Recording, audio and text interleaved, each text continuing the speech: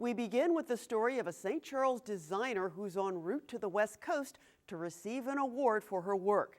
And she's not the first member of our region's creative community to be honored this way. As fashion statements go, this one has an exclamation point. The model is draped with a body chain, the creation of St. Charles accessories designer Yolanda Newson. She says it can be worn 9 different ways and proceeded to show us a few. Newson's chains, necklaces, earrings, and other creations are being photographed for her website and other marketing. Her organic design approach involves taking objects and materials that strike her fancy and setting her imagination loose. This necklace is actually created from dinner napkin rings. And these pieces here are aluminum. So I try to be earth conscious with most of my items. But a lot of my things are base metal, but nickel free and lead free. So, people who have allergies won't be affected by that. These beads were made for use in leather accessories, but Newson had other ideas. They could have been studs on belts, they could have been used for leather chokers, they could have been used for leather bracelets, but in my mind's eye, which is out of this world, I thought of it as a necklace. And this is similar to like a peplum skirt. The young lady will wear it, and then she would have this lovely ribbon, and it would just flow down, and it is just so beautiful. There's also a coordinating cuff and choker. And yes, the material is the same kind of aluminum mesh used to manufacture screen doors. 10 days after this photo shoot, Yolanda Newson boarded a plane to Los Angeles for an awards ceremony.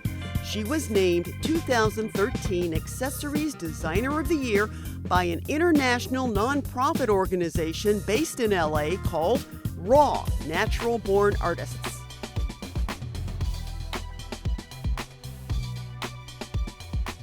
The annual rewards, as they're called, recognize the full spectrum of art, music, spoken word, movement, filmmaking, fashion, and more. Nominees show their work throughout the year at RAW events in more than 80 markets around the world. Fellow RAW members nominate their peers, and a select panel chooses the winners. I'd like to thank my dad for helping me come out here. That's the 2012 Filmmaker of the Year, St. Louisan Lauren Ratcliffe. She won for her stop-motion animated film, Birth of a Wino.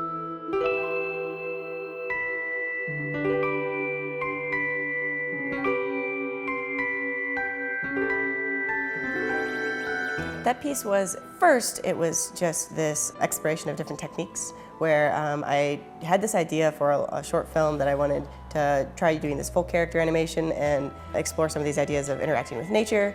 And then I needed to be able to do it in different classes, so I was able to do some of the stop motion and some of the digital work and then try and combine them all together in the end. Ratcliffe does motion graphics and design work for the St. Louis media content company, 90 Degrees West. I've always been interested in some form of art field, and it's fluctuated over time what it would end up being, whether it was more on like an independent comic illustrator or whatever.